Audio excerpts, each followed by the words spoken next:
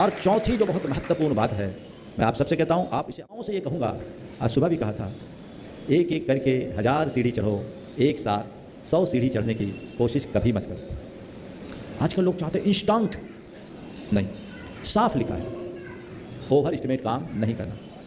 दूसरा, कर्जदार को कर्ज मत देना। जो कर्ज से लदा है वो तुम्हें कितने भी ब्याज का प्रलोभन दे, तुम उसको पैसा मत देना। उसको पैसा देने का मतलब डूबते हुए जहाज पर सवार होना।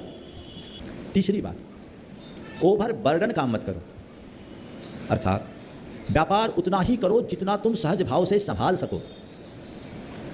अगर व्यापार इस तरह का हो गया कि तुम जकड़न का अनुभव करो, अपने रोटी खाने का भी वक्त न निकाल पाओ, शरीर के स्वास्थ्य को भी न संभाल पाओ, मन की शांति को भी न बना पाओ, परिवार का प्रेम भी न बचा पाओ और धर्म कर्म के लिए भी समय न निकाल पाओ, ऐसा व्यापार करने का कोई औचित्य नहीं। व्यापार करो पर व्यापार को अपने ऊपर कभी हावी मत होने दो, सदैव व्यापार पर हावी रहो, ये बात उसमें। और चौथी जो बहुत महत्वपूर्ण बात है, मैं आप सबसे कहता हूँ, आप इसे अपनाना और अपने बच्चों को समझाना। लगातार नुकसान होने लगे तो निवेश रोक दो, ट्रांजेक्शन बंद कर दो।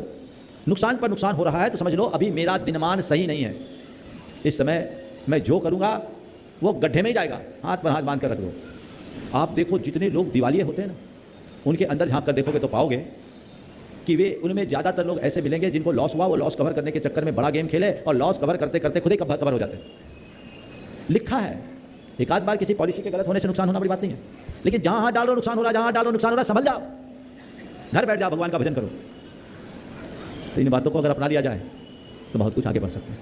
एक बात और कहना चाहूँगा, व्यापार करो और व्यापार के दो मॉडल हैं, एक पारंपरिक व्यापार और एक नया व्यापार। सबसे पहले व्यक्ति को अपने पारंपरिक व्यापार में सहभागिता देकर अपने पुण्य की परीक्षा करनी चाहिए। अगर मैं अपने पारंपरिक व्यापार में सफल हो रहा हूं, उसमें हाथ बटा रहा हूं, तो इसका मतलब मैं कहीं भी कुछ कर सकता हूं, इससे आपका कॉन्फिडेंस लेवल भी बढ़ेगा, फिर धीरे धीरे धीरे धीरे नई दिशा में जाइए। और एक बात और ध्यान में रखने का है, बिजनेस के दो मॉडल है, पारंपरिक व्यापार के और नए व्यापार के। नए व्यापार करने वालों में 10% लोग भी सफलीभूत नहीं होते, थोड़े ही लोग होते हैं। पारंपरिक व्यापार में लगभग सभी सफल होते हैं, वे ही विफल होते हैं जिनकी नीति या नियत गलत होती है। तो पारंपरिक व्यवसाय के प्रति लगाव होना चाहिए और उसमें भी नए विस्तार का प्रयत्न करना चाहिए।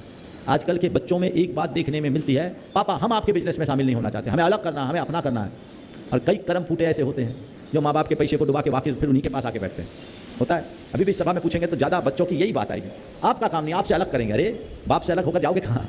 शुरुआत यहाँ से करो, फिर विस्तार करो, तो ये सबसे अच्छा रास्ता है। बने बनाए ट्रैक पर गाड़ी दौड़ाना बड़ा आसान है, नए ट्रैक चला बनाकर गाड़ी बनाने में सारा समय ट्रैक जमाने में लग जाएगा। इसलिए इन बातों को आप समझिए।